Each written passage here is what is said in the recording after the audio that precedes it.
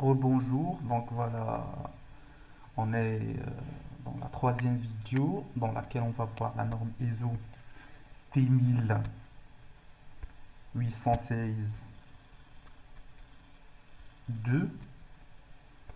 Voilà, elle concerne les turbo-alternateurs, plus précisément dans la puissance est supérieure à 50 mégawatts et dans la vitesse de fonctionnement est de 1500, 1800, 3000 et 3600 tours par minute.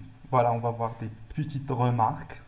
Voilà, donc ces valeurs se rapportent à des conditions de fonctionnement en régime permanent et à vitesse nominale, c'est-à-dire les valeurs que nous donne cette norme concernent des conditions bien spécifiques, à savoir les conditions des régimes permanents et de la vitesse nominale, c'est-à-dire ces valeurs sont adaptées et sont prises, ou bien ce sont comme des références, lorsque notre machine travaille ou bien fonctionne en régime permanent et à vitesse nominale. La vitesse qui ne communique le constructeur de l'équipement ou bien de la machine.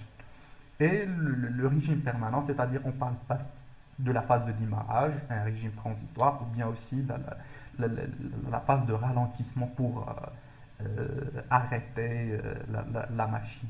Donc voilà, c'est le régime permanent, ce sont deux hypothèses essentielles. Voilà, la première c'est le régime permanent et la deuxième c'est la vitesse nominale.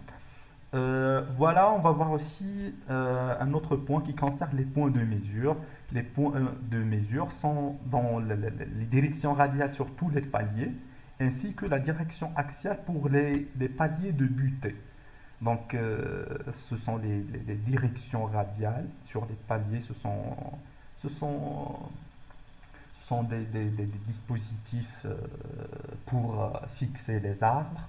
Donc, la direction radiale de ces derniers, ou bien la direction axiale, c'est-à-dire collinéaire avec l'axe de rotation de l'arbre, pour seulement et exclusivement pour les paliers de butée qu'on utilise pour monter les butées. Les butées, ce sont des, des, des, des dispositifs similaires à des roulements, mais qui supportent les charges axialement. Voilà, avec des billes, des éléments roulants, etc. Donc, on va voir par la suite une image d'un palier, voilà, dans les slides qui suivent. Maintenant, on va partir à la norme. Donc voilà, pardon. Donc ici c'est la norme ISO 10816. Aussi, on va voir dans cette partie, elle mentionne les machines concernées par cette norme, ainsi que leur puissance. Aussi, on a l'amplitude efficace de la vitesse vibratoire en millimètres par seconde, c'est le paramètre de suivi de la machine. Et aussi la bande passante, c'est-à-dire la fréquence dans laquelle voilà, on doit prendre des mesures et les comparer avec ces références. Donc c'est entre 10 Hz, la bande c'est de 10 Hz à au moins 500 Hz. Et aussi ça dépend de la vitesse de rotation. Si on a une vitesse de rotation de 1500 à 1800 tours par minute, c'est pas la même chose qu'on a une vitesse de rotation de 3000 à 3600 tours par minute.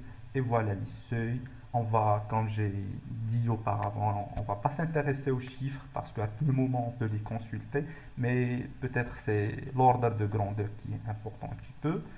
Donc voilà, pour la zone A, c'est-à-dire c'est la machine est nouvellement mise en service et qu'elle tourne à une vitesse comprise entre 1500 et 1800 tours par minute. Voilà, l'amplitude efficace de la vitesse vibratoire ne doit pas dépasser 2,8 voilà, mm par seconde. Sinon, si elle est dans cette zone, la zone T, donc c'est-à-dire si l'amplitude efficace de sa vitesse vibratoire dépasse le 8,5 mm par seconde, on risque de perdre notre machine et de l'endommager. Donc il faut préparer le plus tôt possible une, euh, une intervention, voilà, pour résoudre le problème. Maintenant, on va partir à la norme 10816.3. Elle peut être classée en quatre groupes, voilà, donc selon la puissance et selon la vitesse de rotation. Donc voilà, comme vous le voyez ici, on a on a, pardon, voilà, ça, ce sont les groupes de la norme 10816.3. Comme j'ai dit, elle peut être classée en quatre groupes. Voilà. D'abord, on va voir un petit peu des remarques et des explications qui concernent cette norme.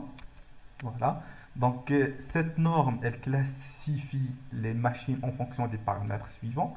Donc, le groupe 1, parce qu'on a quatre groupes, on a le premier groupe, groupe 1, ce sont les machines de grande dimension, dont la puissance dépasse les 300 kilowatts.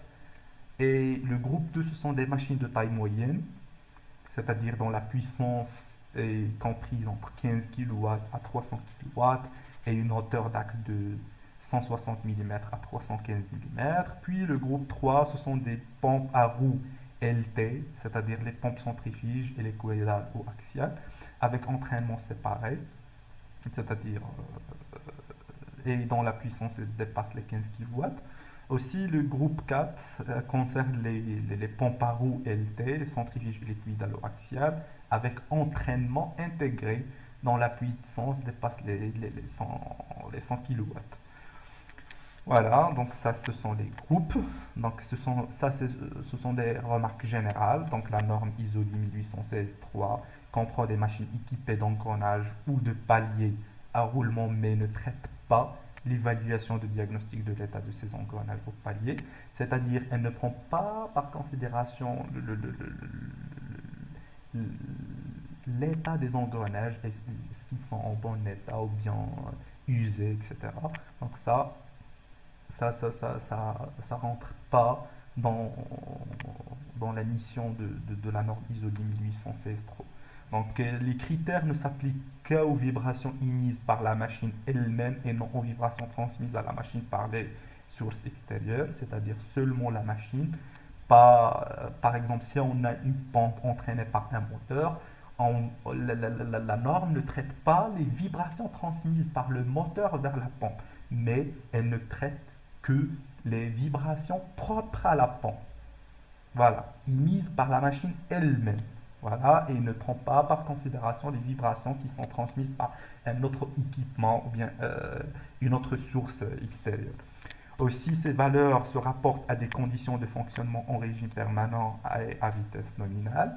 Voilà, comme nous l'avons déjà vu, donc deux hypothèses, régime permanent, vitesse nominale, doivent être vérifiées pour qu'on puisse comparer les valeurs qu'on va trouver avec les valeurs de référence dictées par la norme.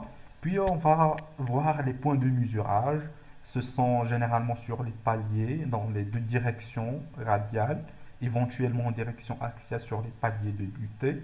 Donc voilà toujours la même chose, les directions radiales, de direction radiale, et la troisième direction, elle peut exister comme non.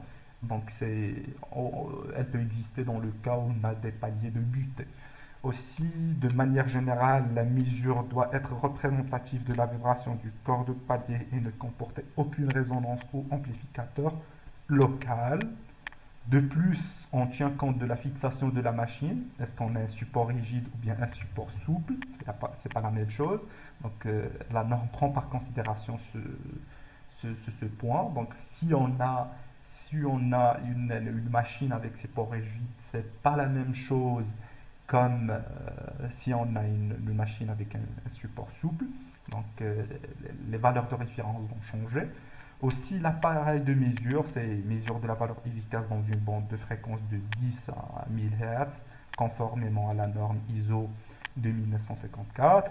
Pour des vitesses de rotation inférieures à 600 tours par minute, la bande de fréquence sera de 2 Hz à 1000 Hz. Donc aussi, on voit ici, dans ces deux derniers points, que la bande passante est liée étroitement avec la vitesse de rotation. Plus la vitesse de rotation est grande, plus la bande passante doit être un petit peu grande. Voilà. Donc la mesure doit, selon le cas, être faite en vitesse, millimètres par seconde, en déplacement micromètre. Voilà, les machines qui ne sont pas concernées par cette norme, voilà, ce sont des turbo-alternateurs de puissance dont la puissance dépasse les 50 mégawatts. Voilà, ces machines sont concernées par la norme ISO 10816-2. Turbine à gaz de puissance dont la puissance dépasse les 3 mégawatts. Voilà, ils ont une norme spéciale, spécifique pour eux, c'est la norme ISO 10816-4. Les groupes générateurs et les installations de pompage hydraulique, le ISO 10805. Les machines couplées aux machines alternatives, ISO 10816-6. Les compresseurs rotatifs à vis, par exemple. Les compresseurs alternatifs, les pompes alternatives, les pompes immergées, les turbines éoliennes. Voilà. Voilà, c'est une remarque, voilà, qui concerne les points de mesurage. On a déjà traité ça. Maintenant, on va attaquer les groupes, voilà, et les valeurs de référence pour chaque groupe. On a le groupe 1, ce sont des machines de grande dimension, comme nous avons déjà vu, dont la puissance dépasse les 300 kW et la hauteur d'axe supérieure à 315 mm. Donc voilà, on a une petite séparation entre les machines dont le support est souple et les machines dont le support est rigide. C'est pas la même chose parce que si on a une machine avec un support rigide, donc on peut pas tolérer beaucoup de vibrations parce que tout ce qui est rigide se casse facilement et tout ce qui est souple peut supporter un petit peu la vibration. Il ne va pas se fatiguer rapidement. Voilà, il supporte un petit peu. Et ça, c'est l'exemple qui est répandu, le fameux, voilà, dans la science du matériau, l'exemple de la glace et la mousse. Donc, la mousse est souple, on peut la déformer sans aucun problème, c'est facile, elle ne va pas se casser, elle ne va pas se déchirer. Mais par contre, la glace, puisqu'elle est rigide, une fois on va la frapper par terre ou quoi que ce soit, elle va se casser en mille morceaux beaucoup plus rapidement. Donc voilà, et ça c'est vérifié par la norme. Donc si on a un support rigide dans la zone A, c'est-à-dire une machine nouvellement mise en service, les niveaux vibratoires ne peuvent pas dépasser les 2,3. Par contre, si on a un support souple, on peut tolérer jusqu'à 3,5, etc. Donc ça, c'est pour les zones, etc. Mais on a aussi, par exemple, encore une fois, euh, un niveau vibratoire de 7,1 peut endommager, euh, voilà, pour bien clarifier les choses, supposons qu'on a deux machines, une machine avec un support rigide et une machine, les mêmes spécifications, voilà, c'est pareil, c'est la même chose. Mais on a la seule différence qu'on a, c'est le support. On a la première avec un support rigide et la deuxième avec un support souple. La première, si son niveau vibratoire dépasse 7,1 mm par seconde, on risque de l'endommager. Par contre, la deuxième avec un support souple peut aller jusqu'à 11 mm par seconde sans aucun problème. Donc on peut tolérer ça, c'est-à-dire jusqu'à 3,9 de différence millimètres par seconde et c'est quand même un petit peu énorme. Donc, on favorise, voilà, ou bien